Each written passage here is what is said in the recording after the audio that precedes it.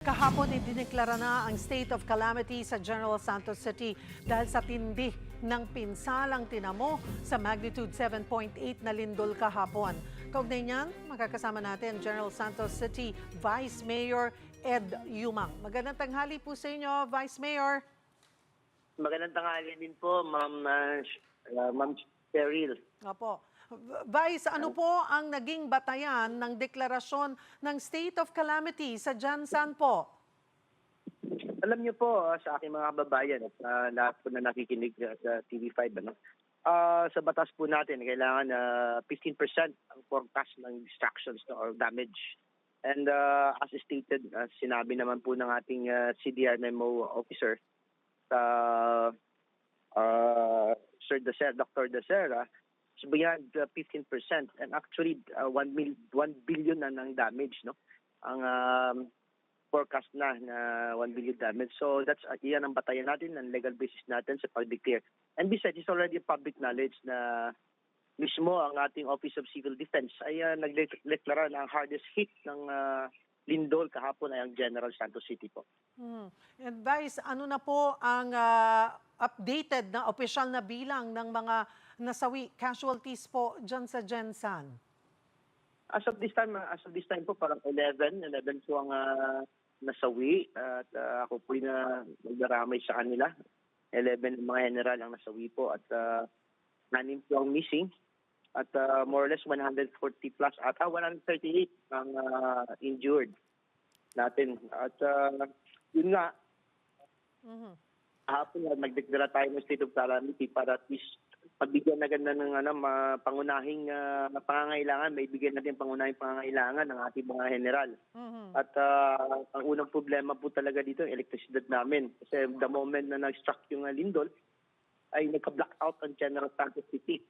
Bumalik lang nung sa mangilan-ngilan ng barangay, kaninang umaga, alas 2. Subalit may power interruptions pa rin. So maapektuhan talaga yung mga hospital operations. So, buti na lang, andyan ang Office of Civil Defense ay nagbigay naman sila ng generating set na para sa mga hospital. Vice, klaruhin ko lamang po, official count ng death ay 11 at 9 Yan ang pagkakaalam ko po sa General Santos City alone, 11 po ang death po at ang missing po 6. 6 ang missing. So tuloy-tuloy pa rin po ba ang search and rescue Yes. operations? Tama po yun, no? Tuloy-tuloy po kasi within the barangay, ang hardest hit kasi sa barangay sa General Santos City, ang hardest hit naman sa mga barangay, ang barangay Kalumpang, barangay ang sentro mismo, at ang barangay Lagaw. So yun po yung mga establishment, hospitals, malls,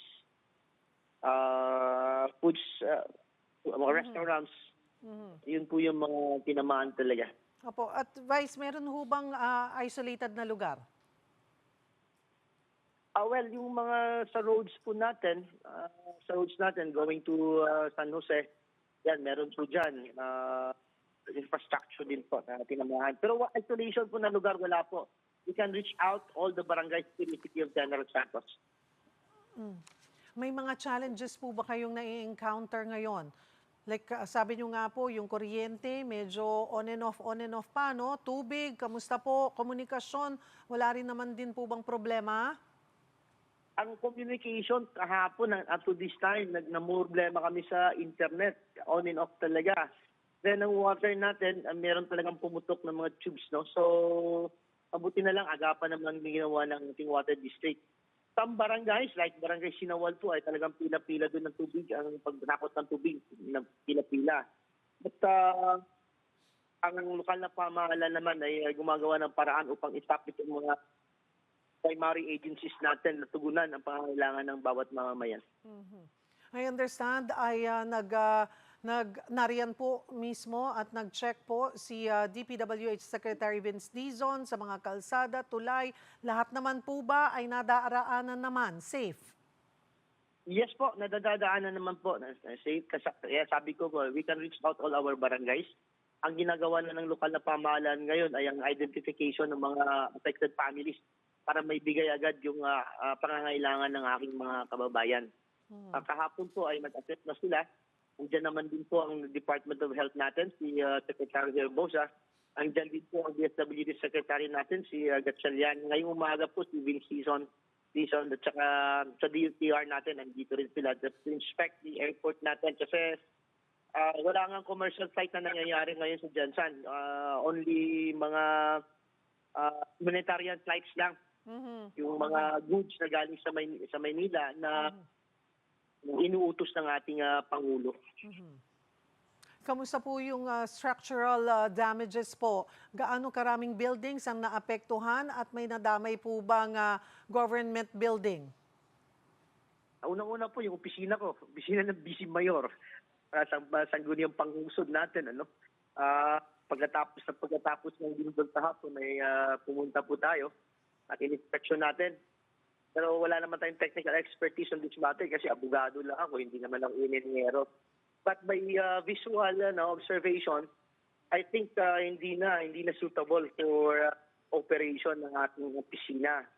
So yan, ang opisina ng Vice Mayor, some of the structures sa opisina ng lokal na pamahalaan. Then yung mga private ang bagong building ng medicine school natin, yung Mindanao State University Medical School. So apektado din 'yon, may mga structural defects na nangyari. Then sa mga hospitals natin, ang St. Elizabeth, yung napakataas na building na yun, sinumaan din.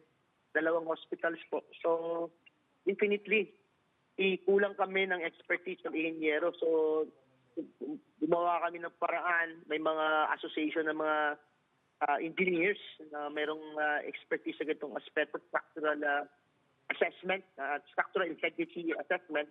Bukas darating sila at tutulungan ng opisina ng building official para tugunan itong assessment na dapat gagawin. Hanggang kailan po mananatiling suspendido ang mga klase sa lahat po ng antas sa lungsod?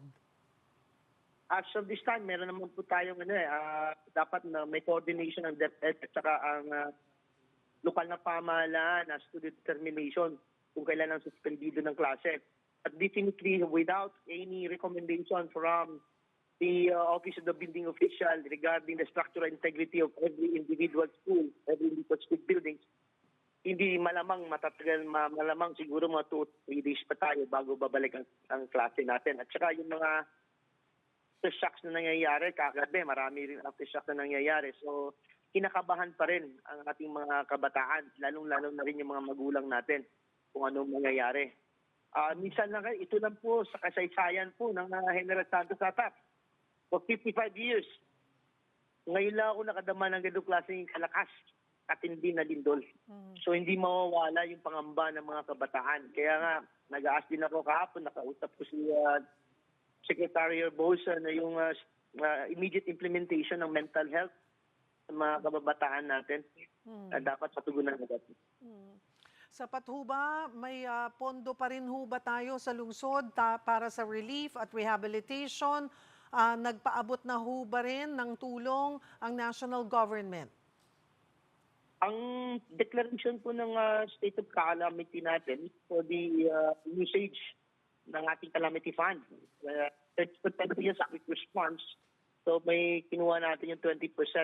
I don't think na sapat yun. Kailangan namin ng tulong talaga ng national na pamahalaan. Kaya nga po, agaran pong pinag-utos ng Pangulo na pumunta yung mga concerned agencies. At they did not fail.